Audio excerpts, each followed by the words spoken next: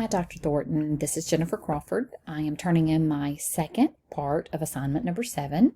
This is Mindfulness, Changing the Culture of an Organization. And my particular organization is going to be Calhoun Community College, more specifically the Adult Education Program at Calhoun. This is my first one. I think that we need to implement, and I know that it's very sad because we're adults. But I think we should incorporate some type of a cell gel during our faculty and staff meetings. When Nathan was at Davos and they gave that example of he sat down, he whipped out all of his technology and he was going to sit there and do this. And she was like, no, I'll put it all up. Instructors can be the worst students. A lot of times I'm helping present or answer questions during our faculty and staff meetings. We have about anywhere from 70, 80 instructors, and they'll come in, they'll put their stuff out, they'll whip out their cell phones, and they're not paying attention.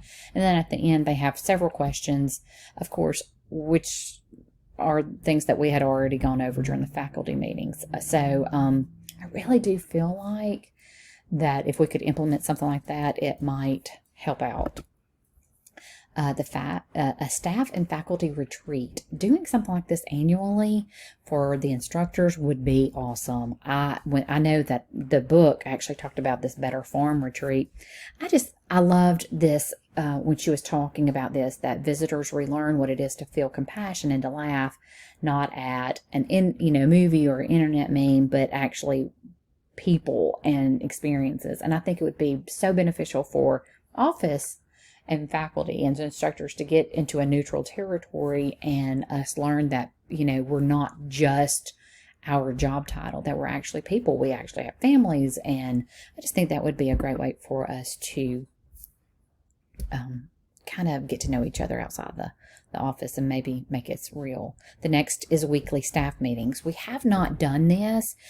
Since COVID-19, we have started doing this. And I have mentioned to several of my directors in the past that I thought that we should do this, that I felt like bringing the key player, the instructors, and the staff together and just kind of what's going on in your department, what's going on in your department, and, what are you guys needing from us?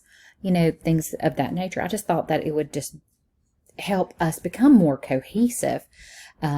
And we've been doing that during the COVID-19. Each department is getting with the director, and then we're getting together with all the instructors. And it is something that I've suggested that we should keep implementing when we go back onto campus. I would love for our program specifically to do more for our community. I wrote about this in one of my assignments, that one of our instructors, we have a class that is at the Limestone Correction Facility, and he was buying coffee, and the inmates get 1 cup of coffee a day, and he was buying all that. And so just one email sent out by the director, he has enough coffee to last a year and a half. So I would love to be able to do something else like that in our program. I just think it would be phenomenal.